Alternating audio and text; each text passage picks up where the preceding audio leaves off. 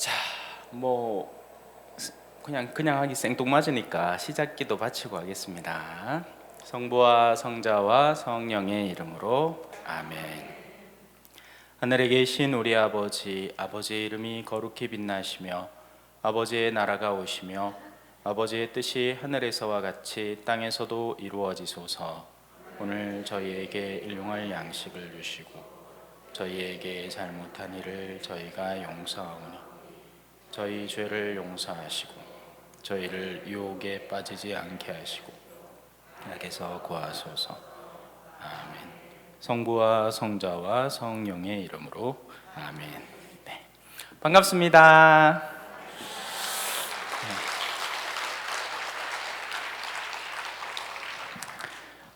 이런저런 이야기는 차치하고 제가 조금 늦게 왔으니까 바로 시작하도록 하겠습니다. 오늘 여러분들을 위해서 준비한 내용은 에제키엘서 13장입니다. 제목이 거짓 예언자들, 또 조금 나아서 뒷부분의 제목이 거짓 예언자들로 되어 있습니다. 하느님께서 왜 오늘 저에게 이 말씀을 주셨는지는 당신만이 아시겠죠. 그리고 들으시면서 여러분들도 이해하시리라고 생각합니다. 자, 에제키엘 예언사는 힘 있는 예언자였고, 그리고 자신의 삶으로 직접 예언을 실현해 보인 사람입니다. 그래서 우리가 시작부터 들어가야 할 것은 이 예언이라는 것이 도대체 무엇인가를 제대로 살펴볼 필요가 있습니다. 이걸 제대로 모를 때 이제 이런 사람 생겨나는 거예요. 데레사 여와봐라. 내가 네 예언해 줄게. 어머, 내 눈앞에 막 주홍색도 보이고 막 초록색도 보이고 막 그라인 거 보이긴 해. 네 오늘 뭐 좋은 일 생길 것 같다. 맞나? 아이, 이 경상도 분들이 아니길래 제가 사투리를 좀 삼가해야 되겠네요. 아, 그래? 정말? 마음을 확 사로잡는 겁니다. 껍데기만 바꾼 점집하고 똑같습니다. 그냥 사람을 매혹시키는 말들로 이렇게 그 사람의 내면을 사로잡으려는 거죠. 우리가 예언에 대해서 올바로 이해하지 못할 때 우리는 엉뚱한 예언자들을 용하다면서 쫓아다니는 경우가 많습니다. 실제로 아직도 수많은 천주교 신자들이 점집 방문하는 게 이상하지 않은 일이에요, 사실. 저마다 쉬쉬하면서 가긴 하지만 그래도 다 아는, 우리끼리 서로 다 알고 있는, 누가 어디 가는지, 심지어는 교회에서 가지 말라는 나주나 뭐 이런 것도 쉬쉬하면서도 다 찾아다니고 있는 그런 실정입니다. 왜냐하면 교회에 대한 올바른 이해가 부족하고 이런 예언이라든지 뭐 성령이라든지 지금 우리가 모인 곳도 성령 기도회 본 거지 아닙니까? 이런 올바른 이해가 전제되어야 그 뒤에 따르는 행위도 바람직할 수 있는 거예요. 그게 아니면 그냥 좋아 보이는 신앙 활동으로 다 치부되면서 엉뚱한 데 사로잡혀가는 우리 자신을 발견하게 되는 거죠. 특히나 현대에 있어서 우리 한국 사회, 한국 교회의 난점, 어려운 점이라고 한다면 내면의 무너짐이 많습니다. 바깥의 교회는 실질적인 부족함이 있습니다. 배고픔이 있고요, 헐벗음이 있습니다. 그러면 어떻게 도와야 돼요? 뚜렷합니다, 그죠? 추워 죽겠다는 사람한테 여와봐라, 성부와 성자와 성령은 삼위일체고 아니나 이렇게 봐야 아무 소용없습니다. 일단 옷부터 입혀주고, 괜찮나? 춥지? 이제 좀 낫나? 또 배고프나? 좀만 기다려. 밥도 좀 주고, 내 오늘 역에서 오면서 신부님 식사하실 시간이 없으실 것 같은데 뭐 좀 드실랍니까? 해가지고 샌드위치를 탁 사주시더라고요. 뭐 딴 거 있습니까? 그죠? 배고픈 신부한테 먹을 거 주는 것만큼 좋은 일이 또 뭐가 있겠어요? 그죠? 물 한 잔만 줘도 그 상급을 나누어 받는다 하는데 샌드위치를 사줬시. 얼마나 좋겠노 이 말아. 자, 제가 지금 하려는 말은 엿길로 잠깐 샜지만 가난한 이를 돕는 것은 그 자체로 쉽고 빠르고 즉각적인 일입니다. 한국 사회를 지금 바라볼까요? 부족함이 있나요? 찾기 힘듭니다. 무슨 대사건이 벌어지지 않는 이상은 다들 고만고만하게 삽니다. 먹고 사는데 큰 지장이 없다는 얘기죠. 물론 가난한 이들이 여전히 존재하긴 해요. 사각지대에 놓인 사람들이 있습니다. 오히려 그런 사람들이 더 위험합니다. 그거 알고 계시죠? 차라리 정말 내가 나를 돌봐줄 자식도 없고 뭐 복지 대상자다 이러면 저 동사무소에서라도 와서 챙겨줘요.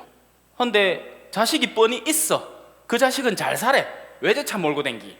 헌데 이놈 망할 놈의 인간이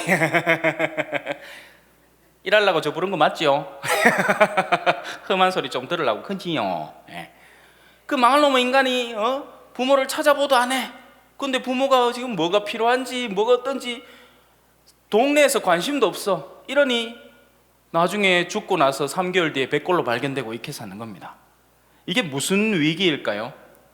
영혼의 위기인 겁니다. 우리 내면이 흐트러져 있는 거예요. 더한 탐욕에 시달리고 있고 인내는 바닥날 정도로 바닥나서 자기 자녀에 대한 사랑을 더 이상 느끼지 못하는 부모들이 그득한 겁니다. 쉽고 편하게, 물론 쉽고 편하게만 하려고 한 게 아니라 환경이 그렇게 몰아붙이긴 했지만 자신의 아이들을 위탁기관에 맡기면서 부모와 존재해야 할 유대관계가 없어지는 거예요. 메마른 관계가 되는 거죠. 이것이 오늘날 한국 사회를 바라볼 수 있는 신앙적 관점의 예언의 근거점이 될 수 있는 겁니다. 자, 다시 돌아와서 예언이라고 하는 것은요, 너무 쉬운 겁니다. 여기 경사로가 하나 있어요. 여기다가 둥근 공을 올려다 봅시다. 앞으로 어떻게 될까요? 물이 쫄쫄 떨어집니다. 여기 매체했던 수증기가 쫄쫄 떨어지네. 자, 물은 높은 곳에서 낮은 곳으로, 그리고 경사면을 따라서 아래로, 공도 마찬가지로 여기에서 제 손을 놓으면 굴러굴러 아래로 흘러가겠죠. 예언인 겁니다. 이 뚜껑의 운명은 어떻게 될까요? 바보 아닌 다음에는 다 예언할 수 있는 겁니다. 문제는 어디 있을까요? 이 예언이 현세에서 멈춰버린다는 겁니다. 그 말은 뭐냐? 진정한 예언은 멈춰서는 안 됩니다. 어떻게 되느냐? 죽음 이후에까지를 바라보면서 진짜 예언을 해야 하거늘, 이 엉뚱한 사람들은 멈춰버릴 생 안에서 어떻게든지 예언을 하려고 시도를 하는 겁니다. 악인이 돈을 잘 벌까요? 선인이 돈을 잘 벌까요? 악인이 돈 벌기는 훨씬 나은 상태입니다. 그런 악인을 만족시켜가면서 그들의 현세적 축복을 약속해주는 예언은 그들의 귀에 달콤하게 들리고, 그런 얘기를 해주는 예언자들은 환영받고 칭송받습니다. 여러분들 앞으로 하시는 일이 다 잘 될 겁니다. 신앙 안에서 하나님의 축복 속에서 여러분들은 모두 성공할 겁니다. 이런 얘기 누가 못 해줍니까? 물론 제가 무섭게 하기는 좀 껄끄럽게 들리겠지만 아주 부드럽고 낭낭한 목소리, 여러분 기도 열심히 하세요. 여러분들이 지금 추구하고 있는 모든 일들, 자녀 안에서 존재하는 모든 걱정거리들이 일순간에 사라질 겁니다. 달콤하지요? 아닙니다. 현실은 달라요. 현실은 떨어져 버릴 공을 두고 이 공이 안 떨어진다고 이야기하고 있는 겁니다. 자, 이제 보다 본격적으로 에제키엘 13장 안에 들어있는 구절들을 살펴가면서 성경의 본질적인 기반을 바탕으로 과연 예언이라는 것이 무엇인지 한 번 더 깊이 묵상해 보도록 하겠습니다. 준비됐나요? 준비됐어요? 시작할까요? 시작하세요. 알았어요. 야. 제가 이 강의 안 한 지 좀 꽤 됐거든요. 그래서 감을 좀 잃었습니다. 요새는 조용한 시골 본당에, 참외 억시 많이 나는 본당, 초전 본당에 있으면서 얼마 전에도 신자 한 분이 한 박스 갖다 주시더라고. 제일 첫 만물이라 하면서. 억시 맛있습니다. 참외 금방 나온 거 뭐 봤어요? 먹기 힘들걸. 초전성당 신부나 먹지. 아무나 못 먹습니다. 자, 농담이고. 주님의 말씀이 나에게 내렸다. 예언자들은 자기 얘기를 하는 사람이 아닙니다. 예언자들은 받은 말씀을 전해야 하는 사람입니다. 그러면 그 말씀을 전하는 것이 나에게 달콤하냐 껄끄러우냐 아무 상관없습니다. 해야 하는 말이라면 반드시 해야 하는 겁니다. 왜냐하면 하느님께서 나에게 내리시는 말씀이기 때문이죠. 그 말씀을 전하다가 나의 생명에 위험이 다가올지언정 그 말은 해야 하는 겁니다. 왜냐하면 그게 진리이기 때문이죠. 그리고 그 말을 해야 제가 얘기한 죽음이라는 선을 넘어서서 이어질 나의 삶이 완성될 수 있는 겁니다. 이런 신앙적 관점이 올바로 서 있지 않으면 우리는 현세 안에 사로잡혀 버립니다. 그리고 현세는 끊임없이 우리를 어떻게 하죠? 두렵게 하죠. 무섭다, 두렵다. 광명역에서 여기 오면서도 얼마 전에 뭐 불났는 터널이 이 근처 저기 있다면서요.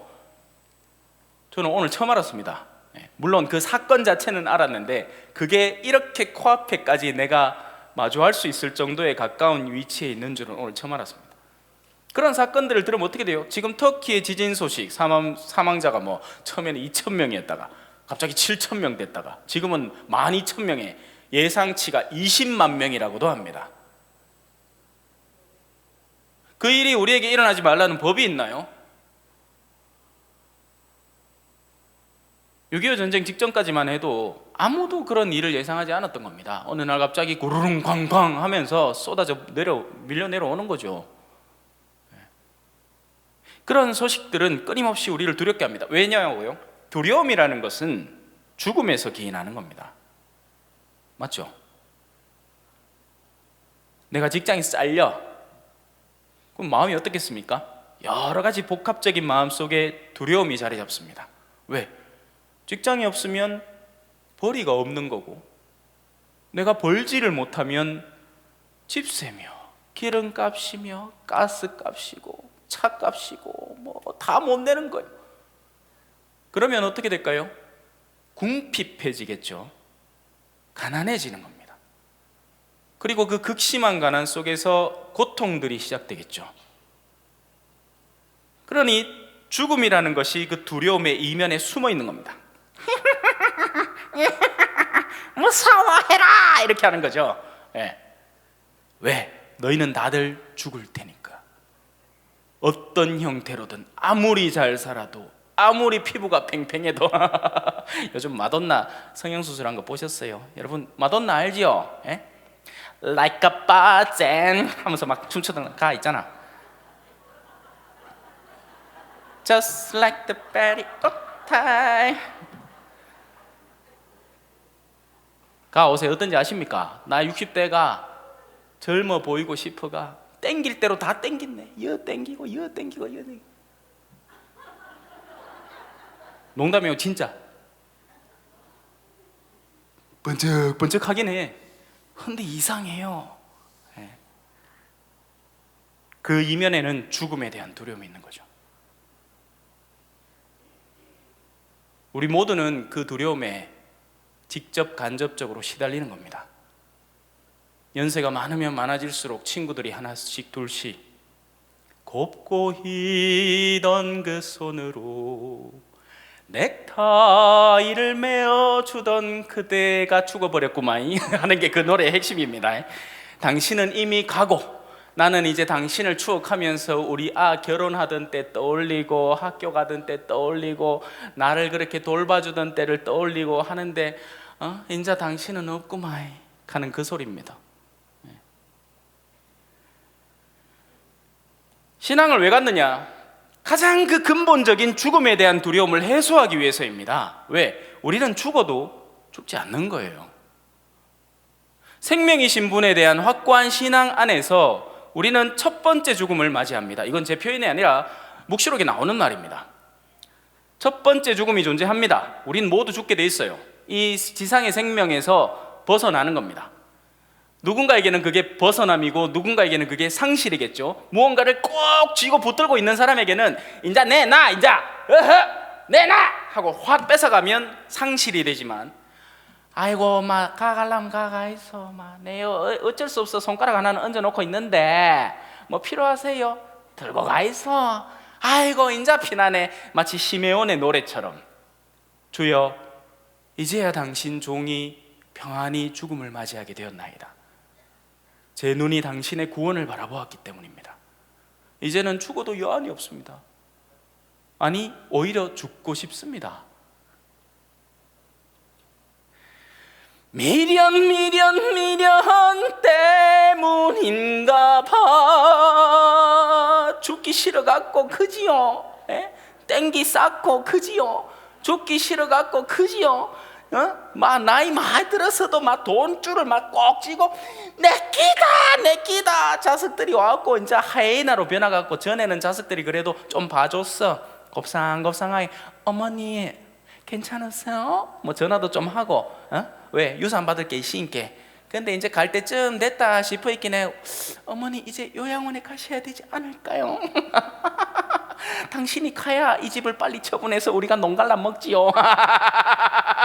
무슨 의사노? 결혼 안 하길 잘했지 그지요? 그럴 걱정이 하나도 없잖아. 물론 혼자 사니까 좀 뒤긴 뒤요. 요새는 식감 구하기도 쉽지 않아가지고 혼자 청소하고 빨래하고 널고 우리 강세 오줌 싸면 그것도 걸레로 훔치갖고 또 세탁기 집어 돌리고 방 안에 세탁기 소리가 멈춘 날이 없어. 그래도 그런 불편함 이면에 다른 안녕이 존재하죠. 하느님을 위해서 헌신하는 사제로 살아간다는 것은 정말 특권입니다, 여러분. 이건 두려움이 아니라 상급을 기다려야 할 판이죠. 기쁨이 예비되어 있는 겁니다. 자, 다시 돌아와서 우리의 예언이라는 주제로 돌아와 봅시다. 어떤 예언에 우리는 올바로 마음을 두고 살아야 하는가? 사람의 아들아, 예언한다고 하는 이스라엘의 예언자들을 거슬러 예언하여라. 다 짜가다. 여기도 짜가, 저기도 짜가, 짜가가 판을 친다.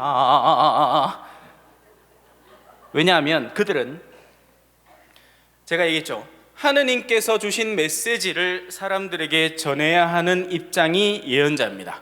그러나 그들은 하느님의 말씀을 제대로 듣기도 힘든 상황이고, 그리고 자신의 영을 따라 사람들에게 예언하는 겁니다. 그 영은 어떤 상태겠습니까? 제가 앞서 얘기했죠. 두려움에 사로잡힌 영입니다. 뭐가 안 되면 어쩔까?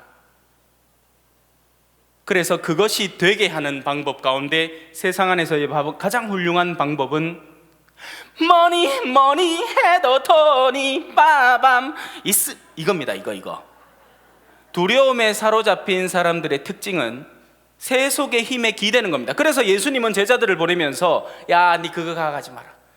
주님, 요거는 들고 가. 그것도 들고 가지 마라. 야, 지팡이도 놔둬라. 네가 쓰러지면 다른 누군가가 너를 일으켜 줄 것이다. 예전에 은수자 한 명이 병에 걸렸어. 그래서 방 안에서 하고 앓고 있다는 소식을 다른 동료 수도자들이 듣게 된 거예요. 그래서 찾아갔습니다. 찾아가니까 그 은수자가 막 보면서 기뻐해야 되잖아. 아이고 이제 나를 돌보러 왔나. 기뻐하는 게 아니고 그때부터 펑펑 울기 시작. 그 수도자들이 이상할 거 아니에요. 아니 우리가 소식 듣고 와가 인자 돌봐주러 왔는데 왁하십니까? 당신들이 오기 전까지 천사가 나를 돌보주고 있었는데 인자 당신들이 오이게 갚으십다.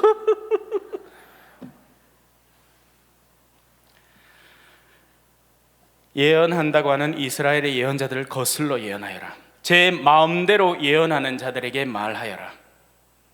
하느님이 우리를 돌보아 주신다는 확신 없이 세속의 영리함으로 예언하려고 드는 자들에게 그들을 거슬러 예언할 줄을 알아라. 진정한 신앙이 어떤 것인지, 우리가 어디에 기반해서 살아가고 있는 것인지 올바로 알지도 못한 채 교묘하고 영리함으로 어떻게든 신앙적 흉내를 내려는 그 수많은 사람들을 거슬러서 예언하여라. 너희는 주님의 말을 들어라. 주 하느님이 이렇게 말한다. 본 것 하나 없이 제 영을 따르는 어리석은 예언자들. 지금 여러분들은 저를 볼 수 있죠. 왜냐하면 눈이 작동하고 있기 때문입니다. 우리가 볼 수 있다라고 표현하는 것은 다채로운 차원에서 이루어지는데요, 청각장애인, 아니 시각장애인들은 눈을 볼 수 없기 때문에 세상을 다른 수단으로 봅니다. 그것은 소리겠죠. 소리와 촉각일 겁니다. 그죠? 우리는 모두 다 갖고 있으니까 쓸 수 있지만 주로는 눈이 가장 직접적으로 작용하기 때문에 눈이라는 시각 정보에 의존을 합니다. 근데 그 시각 정보가 사라지고 나면, 자, 여기에서 시각 정보가 사라졌다고 생각해 보십시오. 여러분들은 조용히 앉아 계십니다.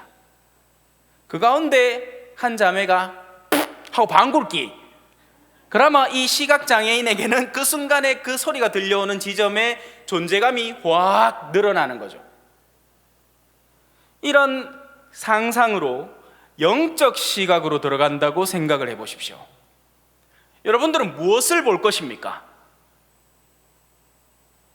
자, 광고를 하나 틀어봅시다. 아이고, 여기 오신 여러분들 대단히 환영합니다. 여러분, 오늘 이 상품은 69,900원, 69,900원에 판매하고 있습니다. 이제 5분 49초 남았고요. 지금 막 신청 문의가 막 쏟아지고 있습니다. 지금 남은 수량 개수가 23개. 아이고, 이제 막 또 5개가 팔렸네요. 18개. 자, 여러분 빨리 신청 좀. 뭘 보십니까? 우리의 눈에 보이는 것은 그 물건입니다. 그러나 영적으로 이것을 본다면 저 사람이 어떻게든 우리를 조급하게 만들어서 우리에게 자신의 물건을 팔려고 하는구나 하는 것을 어렵지 않게 볼 수 있어야 하지만 장님들이 수두룩합니다. 15%의 이율 웃기지 말라고 하십시오. 세상에 그런 이유를 쏟아내는 것이 있으면 온 세계가 달려들어서 그 일을 할 겁니다. 그런데 그걸 여러분들에게 보장해주면서 큰 이율로 여러분들이 돈을 벌게 할 수 있다? 뭐겠어요? 사기꾼입니다. 처음에 100만 원 빌려가서 그 다음에 10만 원 돌려주죠. 10% 이율 준다고. 15만 원 줄 수도 있습니다. 그렇게 3번만 하면 우리 마음이 이미 돈을 벌고 싶다는 그 욕구가 멈추지 않기 때문에 그 다음에는 턱 믿고 주변 친구들 돈까지 다 끌어다가 맡겨버리는 겁니다. 누구 잘못이에요? 물론 그 사기꾼의 잘못이지만 나의 마음속에 엄연히 존재하는 탐욕을 다스리지 않은, 그것을 오히려 갈수록 더 키워나가고 있는 우리 스스로의 내면의 문제인 겁니다. 악마는, 유혹이라는 것은요, 우리 내면에 직접적으로 들어와서 나를 꼬셔내지 않습니다. 그냥 옆에다 뭐 하나 둬요. 턱.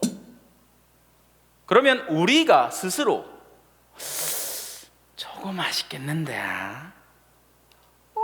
저거 어떻게 하면 저거 내 입에 집어넣을까 하는 겁니다. 그 누구도 자신의 죄책에서 자유로울 수 없습니다.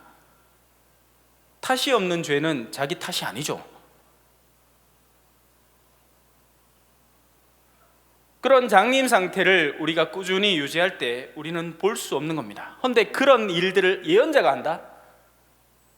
이 사람은 폭탄과 같은 겁니다. 자기 혼자 멸망하고 마는 게 아니죠.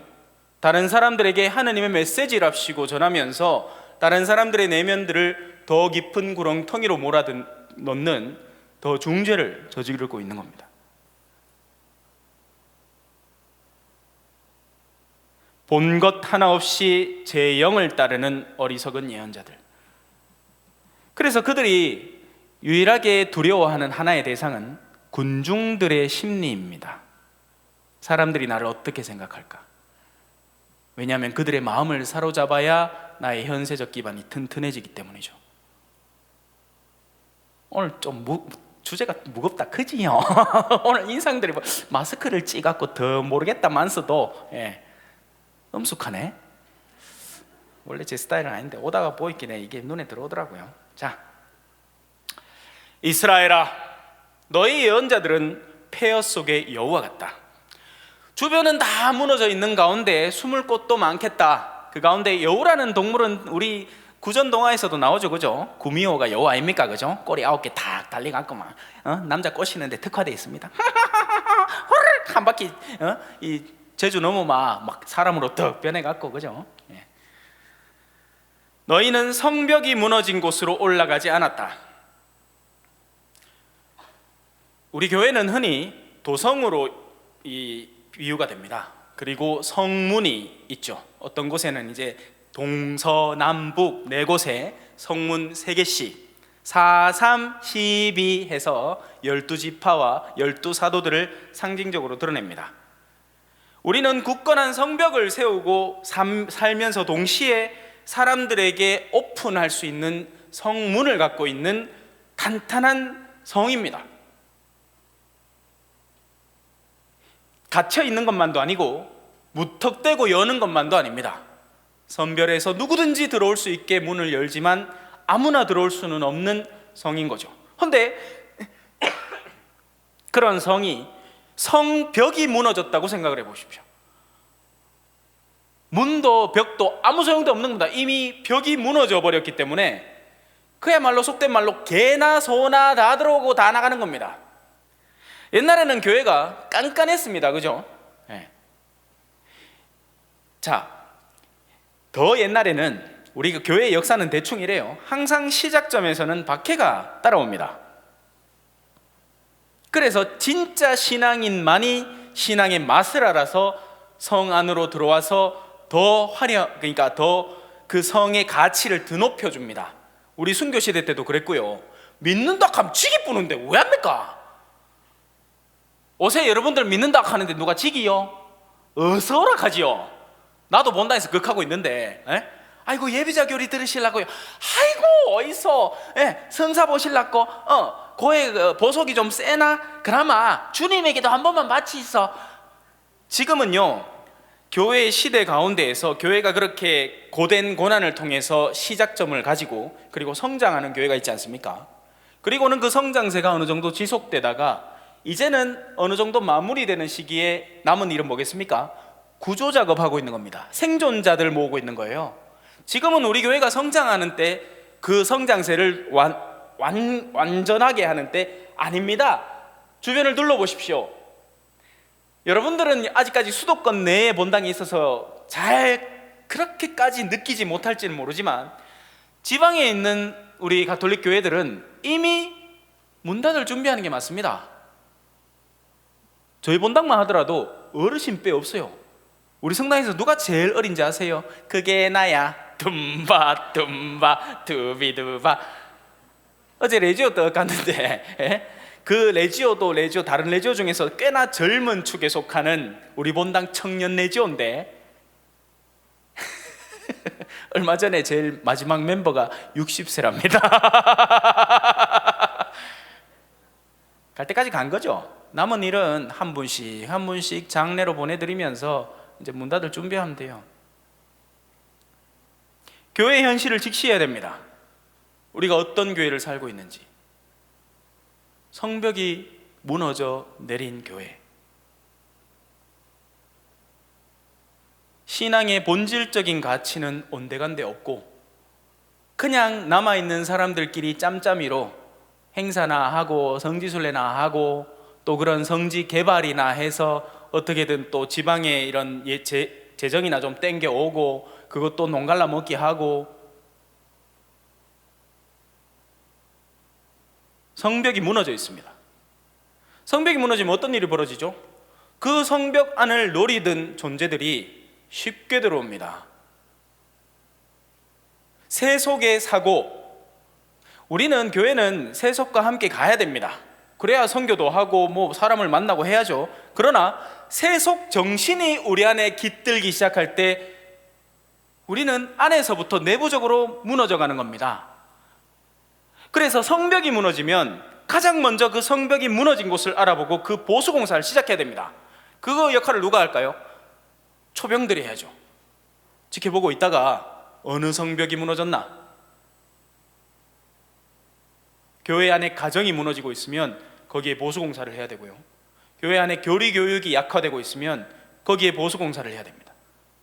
그런데 자기들끼리 모여서 한 장 걸친다고 정신이 없는 거예요. 보초 서지도 않고 뭐가 무너졌는지 상관도 없고 그저 자기들은 때 돼서 자기 감독하러 오는 사람한테 정성 아무 이상 없습니다. 근데 옆에 성벽 다 무너졌는데. 너희는 성벽이 무너진 곳으로 올라가지를 않았다. 어디가 무너졌는지, 어떻게 무너졌는지, 그걸 어떻게 직시해서 어떤 조치를 취하고 어떻게 교회를 메꾸고 다시 완성시킬 것인지. 뭐가 무너졌겠습니까? 지금 한국 교회, 다른 교회는 보지 말고, 다른 교회하고 우리 현실은 다르거든요. 옛날에 우리가 한 8, 90년대를 이제 남미교회가 슬슬 시작하고 있습니다. 거기는 성당에 아이들이 버글버글해요. 그냥 성당이 재밌어. 다른 놀잇감이 없습니다. 걔들한테는 성당 오는 게 즐겁고 신나고 재밌는 일이에요. 우리도 그랬잖아요, 그죠? 제가 어릴 때만 하더라도 다른 놀잇감 뭐 딱히 없었습니다. 그냥 성당, 학교, 집 이거 내 돌아다닌 거예요. 성당 가면 친구들 있고 재밌고. 지금 한국 교회는 신앙이 무너졌습니다. 가장 기초적인 신앙. 그러면 신앙이 무너지면 그 자리에 뭐가 들어설 것 같습니까? 우상 숭배가 자리 잡습니다. 하느님에 대한 굳은 신앙이 존재하지 않기 때문에 그것을 메꿔줄 수 있는 다른 대상, 그건 바로 우상입니다. 우상이라고 해서 무슨 형상을 만들어 갖고 그 형상 앞에 우가차차 고개 숙인다고 우상이 되는 게 아닙니다. 우리는 저게 그냥 나무라는 걸 알아요. 이게 나무인지 뭐 아니면 PVC인지 모르겠지만, 여하튼 중요한 건 저 안에 예수님이 존재하지 않는다는 건 우리가 알고 있죠. 천주교 신자들 다 압니다. 그러나 저 모습이 예수님을 우리에게 떠올려주기 때문에 성상으로서 합당한 그 예수님의 본질에 대한 존엄을 갖추는 거죠. 나중에 저게 뭐 어디 뭐 우리가 지진이 나가지고 저게 으드드득 해가지고 이거 짜가작 갈라졌다. 그럼 어떻게 해야 되겠어요? 부숴갖고 바닥에 묻으면 됩니다. 봐수어서 아무도 찾지 않을 바닥에 묻어버리면 됩니다. 실체를 없애서 무너뜨리면 돼요. 옛날에 신부님들은 이랬단 말이에요. 성체를, 너무나 성체에 대한 극진한 존경과 사랑 때문에 누가 어떻게 성체를 뭐 하더라도 결국에는 당신이 모시는 방향으로 갔는데, 예를 들어 결핵 환자가 성체를 모시다가 뱉어냈어. 어쩔 거예요? 그거를 모시면 사제가 그 결핵이라는 병에 같이 걸리게 될 텐데. 그래서 만약에 성체가 그런 경우에 누군가 각혈을 하면서 같이 성체를 쏟아낼 수도 있지 않겠습니까? 그러면 실체를 없애면 됩니다. 물에다가 이렇게 훑어서 조용한 어떤 정원이나 이런 데다가 조용히 처리하면 됩니다. 실체가 없어졌기 때문이죠.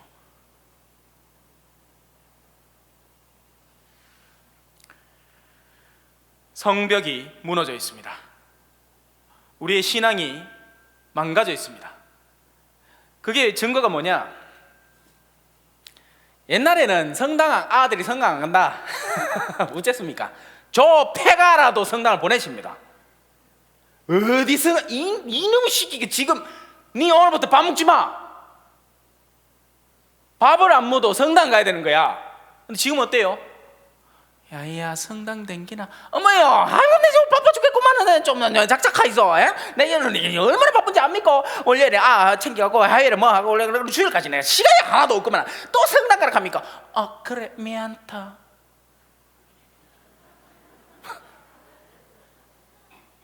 우리부터도 신앙에 확신이 없는 거예요. 뭐가 더 중요할까? 현세에서 어떻게든지 먹고 살아야 할까? 근데 지금 거듭 얘기하지만 먹고 삶의 문제가 아닙니다. 이미 얼마나 더 안정을 꾀할까의 문제죠. 하지만 그 안정이라는 것이 통상적인 기준점에서 상정되어 있느냐? 아닙니다. 귀가 팔랑거려서 주변에 있는 친구들이 우리 아는 요번에 유모차를 200만 원짜리를 샀지롱 할게, 그게 쌤나가 나도 그거 사고 싶은데 남편 바가지 한번 덕덕 긁어봤다가 남편한테는 더 이상 나올 금부치가 없으니까 부모님한테 전화해, 어머니 다른 문제가 아니고 우리 손주를 따뜻하게 편안하게 이렇게 데리고 다니려면 그 유모차가 필요한데 뭐 이런 식으로 나오는 거예요. 그러면 그거는 바로 지원해 줍니다. 내 뭐 좀 못 먹어도 손주, 그 귀한 손주, 그죠? 옷에 손주가 많기나 하나, 아들 둘이 있는데 하나는 이제 뭐 비혼주의로 결혼도 안 한다 개사치, 나머지 하나는 그 개사치 결혼해갖고 이제 딸랑 하나 낳아갖고 손주 하나 있는데 얼마나 금이야 오기야 기약이십니까? 그라이끼 내가한테 다 해주려고 하는 기라. 그런데 신앙은 나부터 확신이 없는 거예요. 신앙이 정말 그렇게 중요한 건가? 하늘나라에 대한 확신, 영원한 생명에 대한 확신, 이런 것들이 무너져 있으니 우리에게 절실함과 열성과 열정이 사라져 버리는 거죠. 그런 열성이 사라진 교회, 뜨겁지도 차갑지도 않은 교회를 나는 입에서 뱉어버리겠다 하신 하느님이십니다.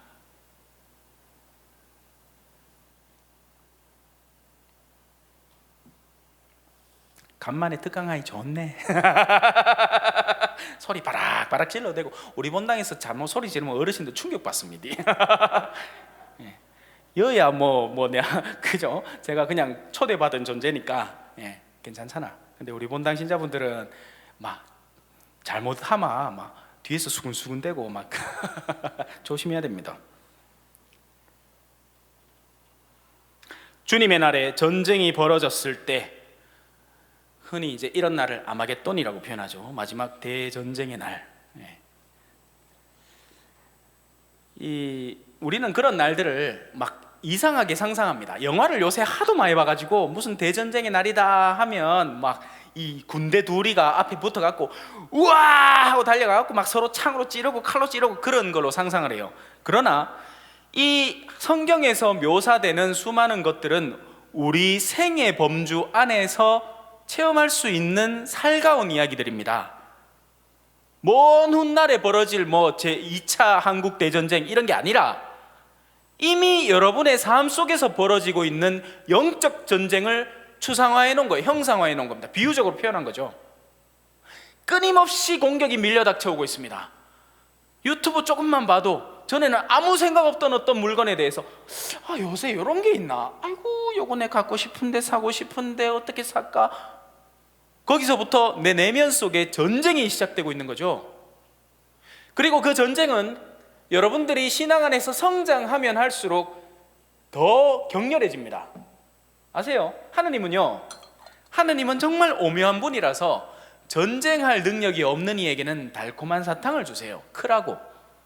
그래서 우리가 처음에 신앙이 들어서면 주변에서 이 미사뽀도 사주시고 성경도 한 권 사주시고 옷에 성당 잘 댕기나 이렇게 등도 도닥여 주시고 하는데 거기서 이제 좀 몇 년 지나고 성당 생활에 익숙해지잖아. 그럼 어떻게 됩니까?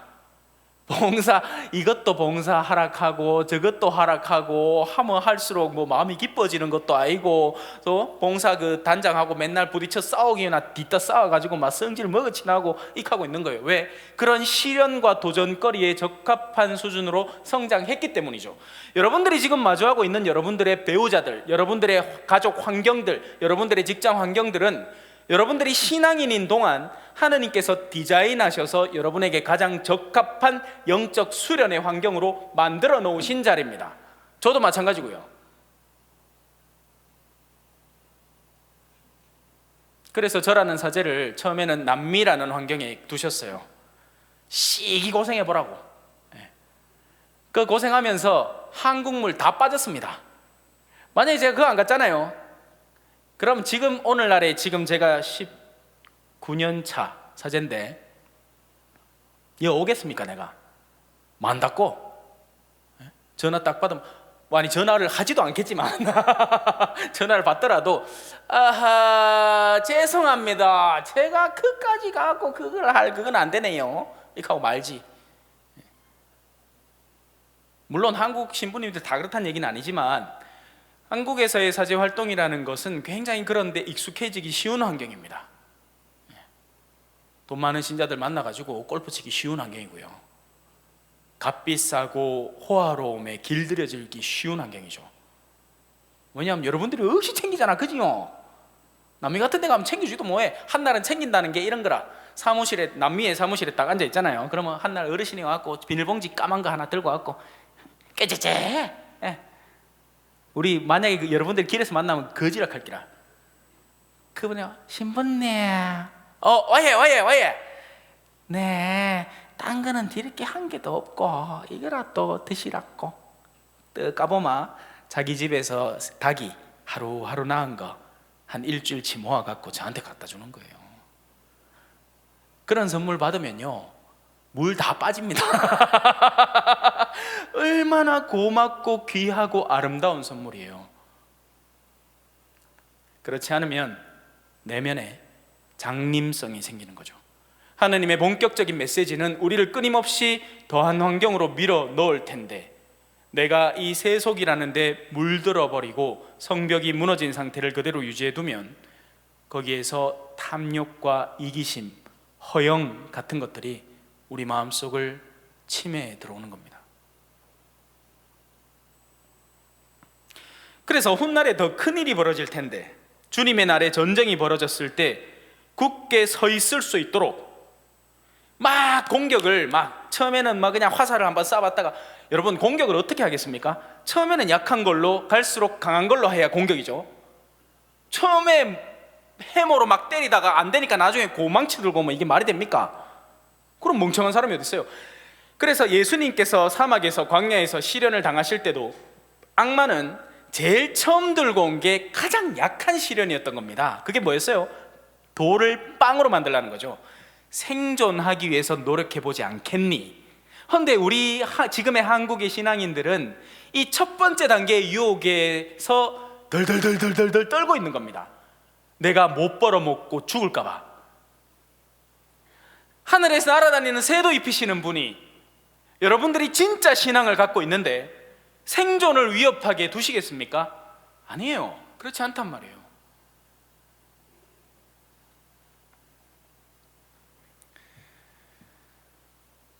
그래서 훗날 더 큰 전쟁들이, 단계를 갈수록 더 심화하는 전쟁들이 일어날 텐데, 그때를 위해서 미리 우리 내면을 잘 살펴서 어디가 무너져 있나? 자, 이건 여러분들도 하나의 도성이 될 수 있습니다. 우리는 성령을 우리 안에 모신 성전으로 표현되죠. 그래서 여러분들은 하나하나의 도성입니다. 그러면 우리 자신의 내면의 성벽을 바라보기도 해야 되는 겁니다. 뭘 봐야 될까요? 어떤 사람은 돈은 상관없어. 이 사람 돈 욕심은 없습니다. 근데 뭐가 있을까요? 자존심이 강해요. 그러면 악마는 그 무너진 성벽 쪽으로 우리를 공격해 들어옵니다. 나의 자존심을 상하게 하는 어떤 사건으로 나의 정신을 무너뜨려 버리는 거죠. 여러분, 약한 점을 보소하기 위해서는 뭐가 좋을까요?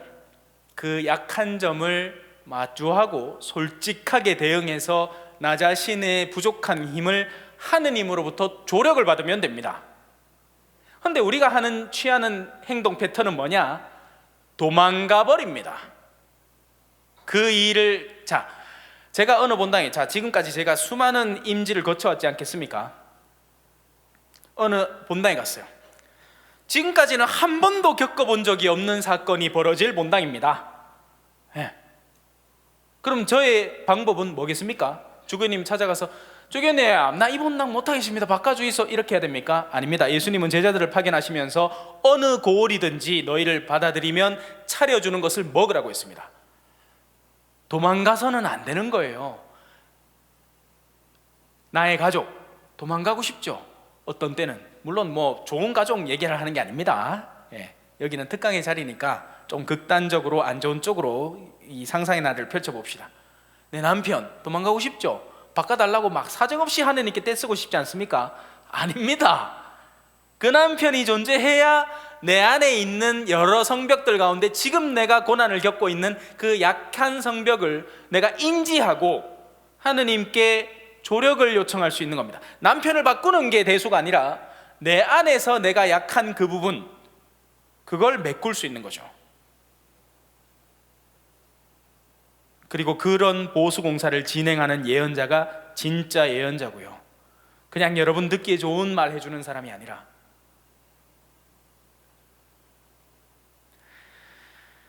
그들은 거짓 환시를 보고 속임수 예언을 하며 주님이 보내지도 않았는데 주님의 말이라고 하면서 그 말이 이루어지기를 기다린다.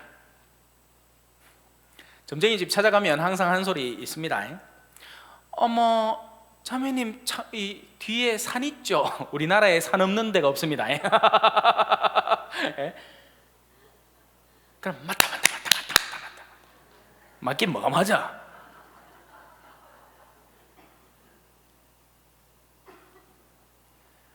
그렇게 해서 사람의 환심을 한 번만 제대로 사고 나면 그 말이 다 맞는 것처럼 느껴져요. 심리검사 이렇게 4가지 유형들 있잖아요. 뭐 여러분들이 검사 실컷 하는 척 해가지고 하나를 보고 그게 내 건가 싶어서 보니까 자기 거 같죠. 딴 거 그냥 아무 생각 없이 들고 봐도 다 여러분 얘기예요. 왜냐하면 우리 안에 내재되어 있는 것들을 소상하게 다 적어놨거든요. 그냥 몇 개 대충 분류만 해놓은 거죠.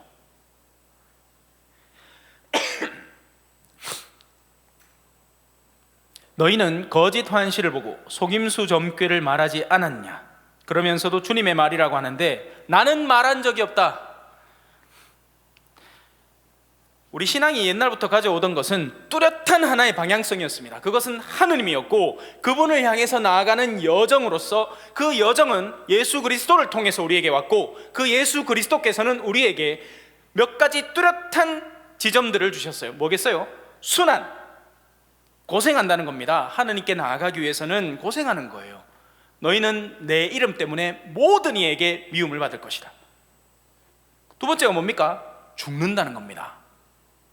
미리 땡겨 죽으면 나중에 바로 영원으로 나아갈 수 있지만, 그러니까 살아있는 동안 내면의 죽음을 겪는 사람은 이미 영원한 생명으로 자신을 거듭나게 하지만 그게 안 되더라도 죽을 때라도 그 마지막 생명의 끈, 지상에 대한 미련의 끈을 놓을 수 있게 되는 거죠. 이든 저든 죽는다는 거예요. 죽어야 한다는 거죠, 심하게 얘기하면. 그렇게 할 때 다가오는 게 부활입니다. 이 전 단계 없이 부활만 덜렁받는다, 이런 일은 없습니다. 거저 주어지지 않아요.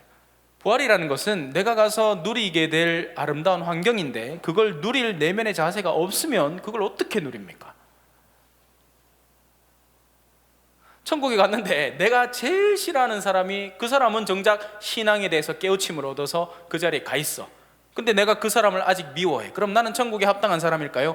아니게 되는 겁니다. 우리는 어마어마한 착각을 하는 거죠.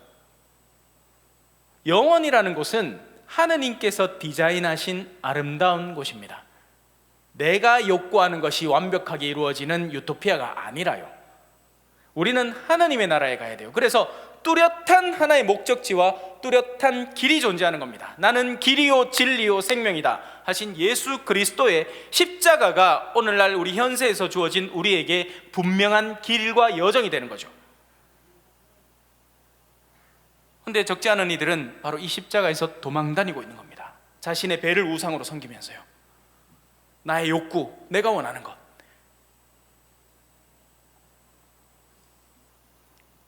그러므로 주 하느님이 이렇게 말한다. 너희가 거짓을 이야기하고 속임수 환시를 보았으므로 나는 너희를 대적하겠다.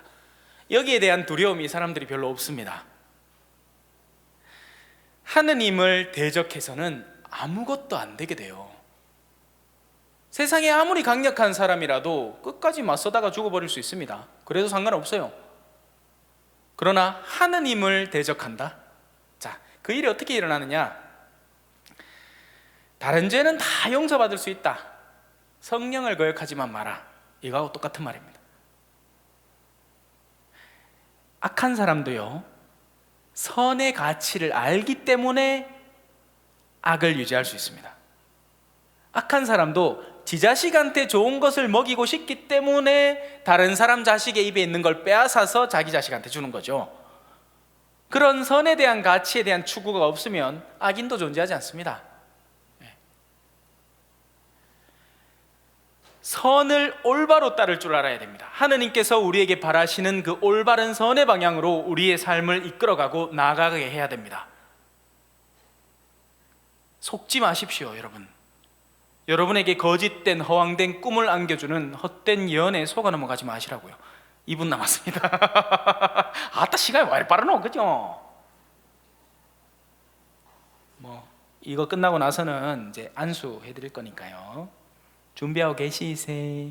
왜냐하면 안수는 딴 거 아니에요. 내가 딱국만 딱 열마, 딱국만 딱 열마 내려오는 게 안수입니다. 성령을 받는 게 그래요. 성령을 받는다는 건 뭐 다른 거 아니에요. 내가 받겠다라는 의지를 여는 게 중요한 겁니다. 그래서 그거 하자고 내가 평소에는 안 하던 이상한 방언 기도도 좀 시켜보고, 왜? 따라 하나 안 하나? 고집 센 사람은 저거는 기도 아니다, 기도 저래 하는 거 아니다, 왜? 내가 평소에 얻은 기도는 곱상 성부와 성자와 한데 여오마 랄랄랄랄랄라 개사거든. 근데 그런 걸 내가 와서 열 수 있느냐에 따라서 내 마음이 내면이 열리고, 그러면 그때 성령께서 내 안에 자리하시고, 그때 진짜 그걸 제대로 느끼는 분들이 계시죠. 감정이 북받쳐 오릅니다. 공연이 뭐 무슨 눈에 무슨 구멍 뚫린 거면 이렇게 눈물이 줄줄 나고, 그죠? 그래요. 그런 거예요. 그래서 5분만 더 하자. 5분 늦게 와시. 됐지요? 5분만 더 하고 바로 안수 줄게. 자, 중간에 이 부분이 나와요. 그들은 내 백성이 담을 쌓으면 회칠이라 하는 자들이다. 원래는 이 예언자들은 디자인, 그러니까 청사진을 그려내고 그렇게 성벽이 어디 무너지는지를 고쳐야 하고 하는데, 사실은 여러분들이 일을 다 하는 겁니다. 거기에다가 나는 그 일로, 왜 그런 사람들 있잖아요. 직장 상사 중에 지는 일 하나도 안 하고 부하 직원들이 엄청 공들여갖고 디자인하고 한 거에 지 이름 나중에 떡 붙여서 상급에 보고해 봅니다. 이거 내 일이라 하면서. 그들이 바로 벽에 회칠하는 자들이에요. 벽 자체로 기능을 하고 그 벽이 사실은 중요한 건데 거기에다가 회칠을 하는 거죠. 근데 그 벽조차 올바르게 쌓여진 벽이 아닌 걸 껍데기만 이쁘게 단장하는 겁니다. 마치 무덤에 회칠하는 사람들하고 비슷한 거죠. 신앙을 그렇게 살면 안 됩니다, 여러분. 신앙은 신앙의 본질이 중요해요. 겉으로 아무리 기도를 많이 하고 다채로운 기도를 하고 그 기도를 외적으로 열성스럽게 보이는 것은 회칠에 가까운 거죠. 자, 단적인 예를 들어봅시다. 지금 너무 추상적으로 나가니까. 한 주부에 있어서 그가 진정한 신앙생활을 사는 자리는 가정입니다. 오늘날 가정들이 그렇게 많이 무너져 있기 때문에 누군가가 그 가정에서부터 성벽을 쌓아야 돼요. 근데 그건 안 하고 집은 엉망진창으로 막 빨래는 빨래대로 막 그릇은 그릇대로 막 파리가 딜딜 꼬이고 막 구더기가 넣는데 뭐 한다고? 기도한다고 돌아다닙니다. 성체조배 한다고 성당에 붙어 산다. 회칠하는 겁니다. 회칠하는 거예요. 그렇게 해서는 안 되죠. 하나님이 우리한테 분명히 주신 사명과 소명이 있고 그것을 올바로 하고 난 뒤에 해도 괜찮은 일들입니다. 물론 집에 가서 읽어보시면 좋겠지만 제가 읽어드릴게요. 정령 평화가 없는데도 그들은 평화롭다고 말하면서 내 백성을 잘못으로 이끌었다. 그들은 내 백성이 담을 쌓으면 회칠이나 하는 자들이다. 그러므로 너는 회칠하는 자들에게 담이 무너질 것이라고 말하여라. 비가 쏟아지고 큰 우박들이 떨어지며 폭풍이 일어날 것이다. 그러면 벽이 무너질 때 너희가 칠한 회는 어디에 있느냐고 사람들이 비난하지 않겠느냐. 우리가 엉뚱하게 한 일들이 도로 우리의 비난의 지점이 될 겁니다. 삶의 본질에 헌신하는 사람은 기초부터 쌓아나가는 튼튼한 성벽을 쌓을 거고요, 엉뚱한 일에 매진하는 사람은 훗날 그것이 무너졌을 때 왜 거기에 그렇게 애를 썼습니까? 라고 도로 우리에게 물어올 것입니다. 하느님은 바보가 아니겠죠. 하느님은 우리 삶에서 우리가 어디에 매진해야 되는지 알고 바로 그것이 올바른 예언의 기초점이 되는 것이고 우리를 그리로 이끌어가는 예언자들을 올바로 마주하셔야 됩니다. 거짓 예언자들은 혹시나 다음에 기회가 있으면 또 와서 해드릴게요. 시간이 다 되십니다. 성부와 성자와 성령의 이름으로 아멘. 영광이 성부와 성자와 성령께 처음과 같이 이제와 항상 영원히 아멘. 성부와 성자와 성령의 이름으로 아멘. 감사합니다.